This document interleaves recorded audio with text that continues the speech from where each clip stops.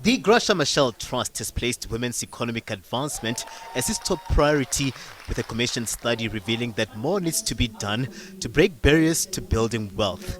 It gathered women entrepreneurs from various sectors of the economy on the continent to break down a study that has revealed prejudices, gender pay gaps and discriminatory lack of access to finance at 56% compared to 73% of their male counterparts. We have a huge gender gap in terms of the access to finance for women and for men, and for young people and for older people. It's telling us that still digitalization isn't happening equitably across the range. And when that doesn't happen, it holds us back economically. It's telling us that unemployment figures, particularly for young people, are still far too high, particularly on a continent where the vast majority of our people are the youth.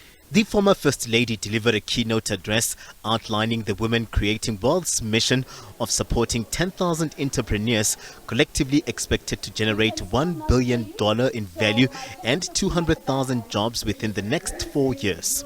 Yes, African women deserve, it is their right not only to survive, not only to have enough to put on the table, but no, they deserve, it's their right to be wealthy, to create wealth for themselves, for their families, for their communities, for our nation. Women entrepreneurs shared their experiences, with many calling for targeted support and access to markets.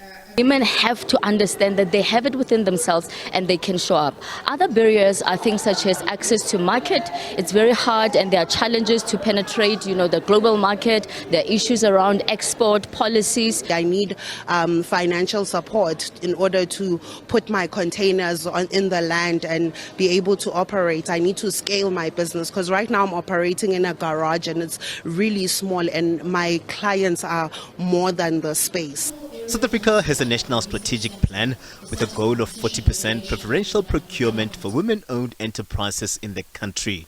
From the onset, we understood that this is not going to be a day's project. It will be a project that takes targeted initiative. So we are encouraged by the fact that we are now working collectively as women, and also if you work through the supply chain of industry, you are then able to measure the progress. So how much are companies procuring from women, and how many women suppliers, how many women work in the organizations.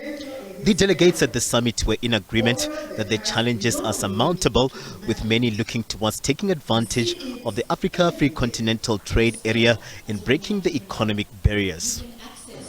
The summit looking at unleashing the economic power of women and the youth in the creation of wealth, with a key recommendation in the study being around governments doing away with discriminatory laws and developing the national financial inclusion strategies using gender disaggregated data. Katlego Logodi, SABC News in Johannesburg.